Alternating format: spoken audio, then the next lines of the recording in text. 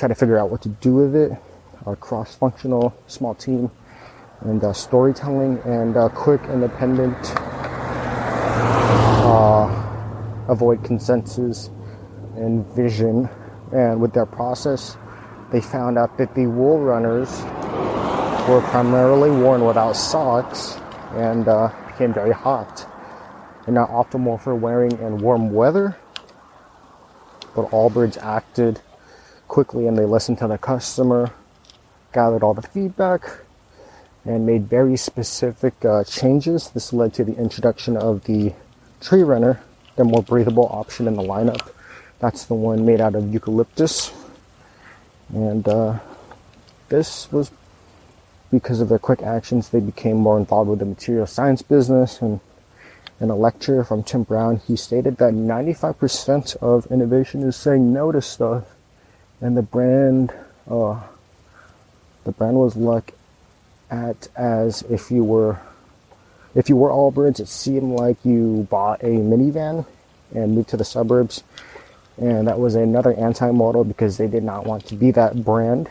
So they decided to make specific changes on how they wanted to be viewed to the public. And all these small things matter, because rather than reinventing the wheel, they made different colors, used different materials, had different accessories, like the laces that they have, they're made out of recycled bottles, so that, it costed 3 times more, but they're more sustainable and it fits their values, which is more important at the end. Some notable ideas Brown said in his lecture was small actions and mentality to continuously improve. I thought that was really awesome, because you don't have to listen to all of the feedback that people give. Allbirds was a bad idea until it wasn't. And what I mean by that is people kept saying to Tim and Joey Zwillinger, they said that, oh, this is a terrible idea.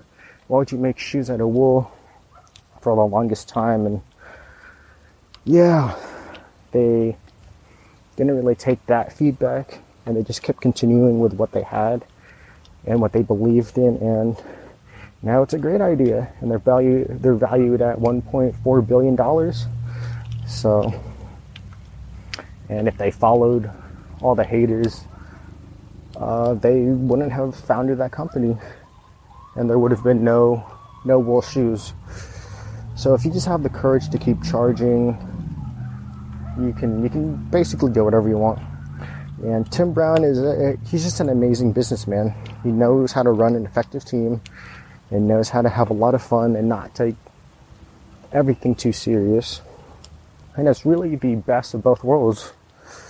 I was very inspired from the way he leads his team, from how everything from sustainability to like good, fun work culture to a quality product to a high capacity, and the ability to get work done all wrapped into a business, which is Allbirds. That's pretty amazing to have all those different aspects into a business. And more current CEOs and business professionals can learn a thing or two from Tim. Ethics, just being extremely truthful, and just an honest individual brought him very far, and hopefully will continue to do so.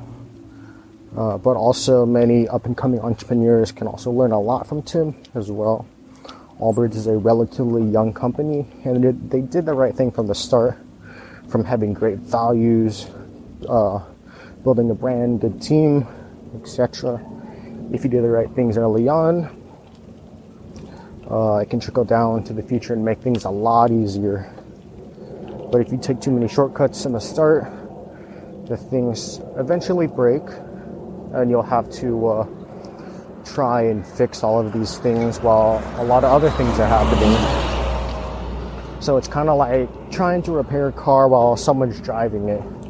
It's pretty hard, but everything was well thought out and carefully put together, and that car will run flawlessly. So really, really great job on Tim's part. And now let's switch things up and learn about Joey Zwillinger, the other co-founder in Allbirds. So let's remember, both co-founders, Tim and Joey, have no experience in the footwear industry. This proves that anyone can really do anything. You can build whatever you want to build, and you just need courage, laser focus, and perseverance. And they were trying to find some funding for their startup. They would go to the industry veterans and ask for pointers and funding, but every single one of them were like, wool shoes are not gonna be a thing. And Allbirds found this as like an opportunity niche, and they were getting a lot of good, like positive feedback from their customers, and decided to work on it. This duo encourages to ask dumb questions and to live curiously, to act intentionally, which means to collect data, simplify, and streamline the process. Touching back on the 3 design pillars of Allbirds: comfort, simple design, functionality, and sustainability. This is pretty much the same thing as the 3 Ps: people, planet, profit, but for specifically products. Comfort is the customer aspect of the business, making sure people get a great product and something that they're proud to represent. Simple design, basically the Pareto's principle, also known as the 80-20 law, is in effect here. This law is on using the vital things, or only using the things that are important, and anything else is extra and can be removed. Sustainability, good materials that create a great product and have the smallest impact on the earth. Allbirds kept on striving to bring down their carbon footprint and will hopefully get a carbon negative. And a carbon negative, according to Google, is the reduction of an entity's carbon footprint to less than neutral, so that the entity in question has a net effect of removing carbon dioxide from the atmosphere rather than adding it. This mindset of continuous growth is a great thing to have, because it gets everyone in the whole company a flow state of mind, and they just want to get better every day. And now we're going to jump into the more of the material science side of Allbirds. But all of the sustainability with their material choices means nothing without a sustainable business model. And they have the best, most eco-friendly shoes, but it means nothing if they are not sound financially. So early on, when they were finding the right materials, their shoes had to, their laces to be exact, Allbirds wanted to make the laces made out of recycled bottles rather than a virgin plastic, but that costed 3 times more, and then it wouldn't.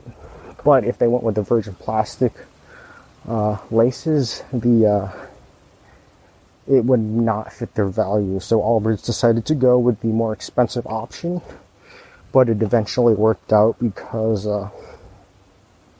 in the supply chain. They found a manufacturer to make it for them, and it fit in their 3 pillars.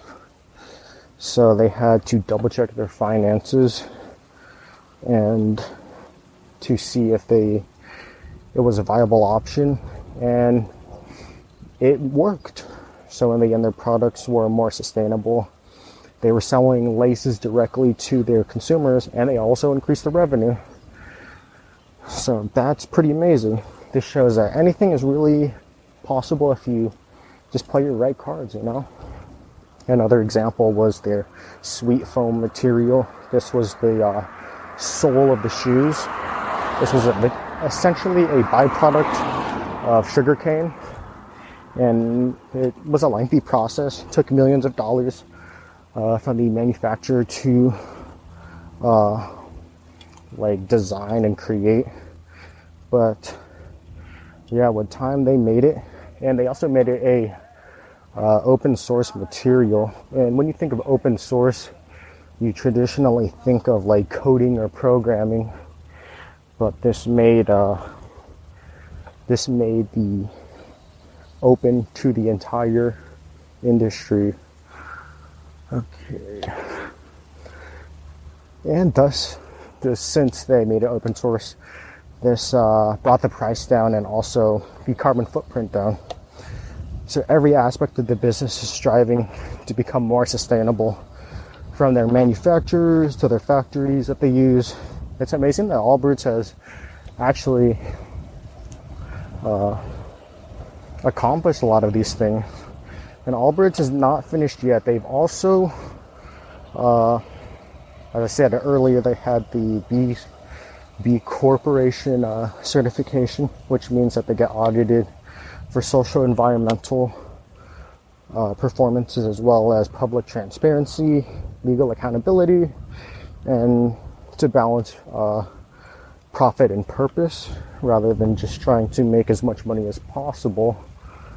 They are accountable for more things and set the trend and become role models for other businesses to follow.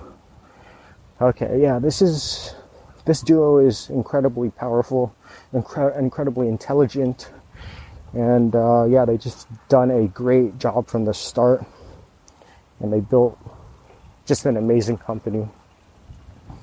And I did get pretty deep in the leadership side of things. Wow, we're 26 minutes.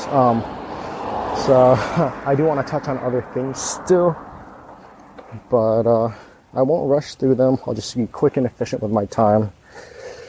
Customer experience and interview.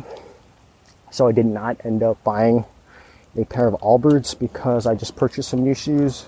Don't really need some new shoes right now. And I decided to just watch a YouTube video of someone else's review of the Allbirds Wool Runner. So the customer was pretty happy with it. The shoes were $95. Took about 4 days to ship. The shoes only come in whole sizes. So if you wear a half size, you have to size up. Simple outsole. Outsole is the midsole. Little grip. Firm but soft. Super comfortable. It's like they described it as wrap their foot in a blanket. And you're able to wear it sockless or with socks, whatever you want. And the sock liner has wool in it, and it is made with castor bean oil. Just a simple overall upper, and the user was very pleased with how the shoes came out. And let's jump into community involvement. Allbirds was participating in a